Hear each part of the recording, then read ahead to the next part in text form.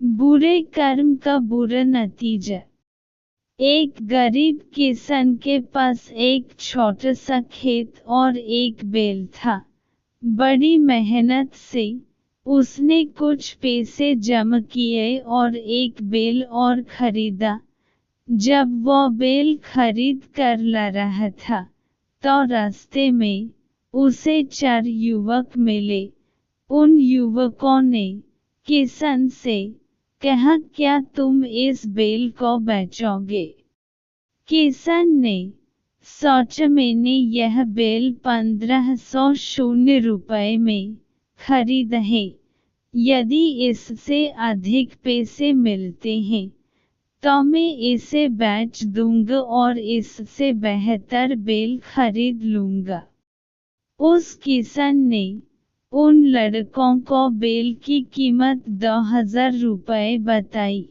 लड़के बोले, कीमत तो ज्यादा है, क्यों न किसी समझदार व्यक्ति को पंच बनकर फैसला कर लें।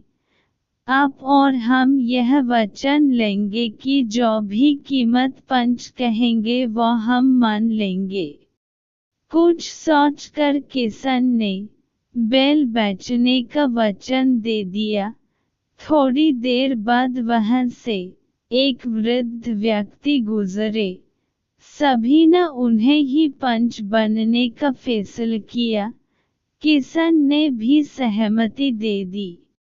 वास्तव में वह चारों लड़के एक ठग पिता की संतान थे, और वो वृद्ध कोई और नहीं बल्कि उन चारों का पिता ही था। उन्होंने पिता को ही पंच बन लिया।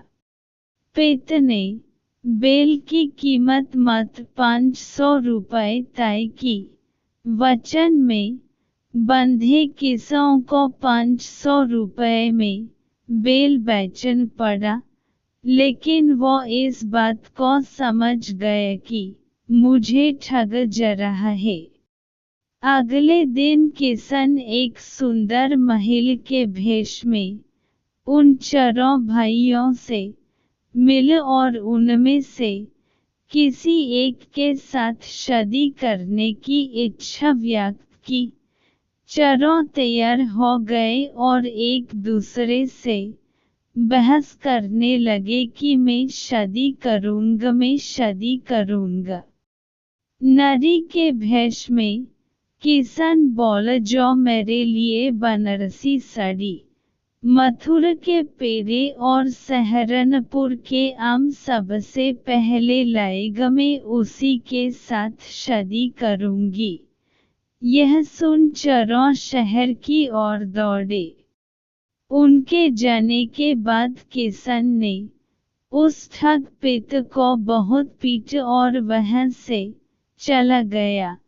जब ठग के चारों बेटे वापस आए और अपने पिता को इस स्थिति में देख तो मन कसौटते रह गए। वो कुछ नहीं कर सकते थे, क्योंकि किसान का पता तो वह जानते ही नहीं थे।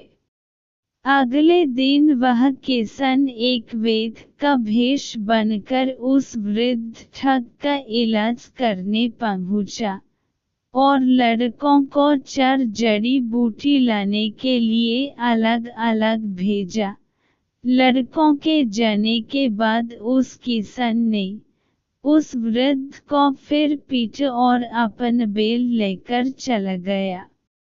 जब चारों भाई लौटे तो पिता और बदतर अवस्था में पाया। अब उन्होंने प्रण ले लिए कि कभी किसी के साथ ठगी नहीं करेंगे।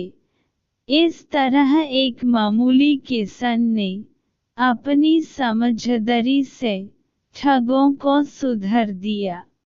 कहानी की शिक्षा, बुरे कर्म करने पर हमेशा बुरा ही परिणाम मिलता है।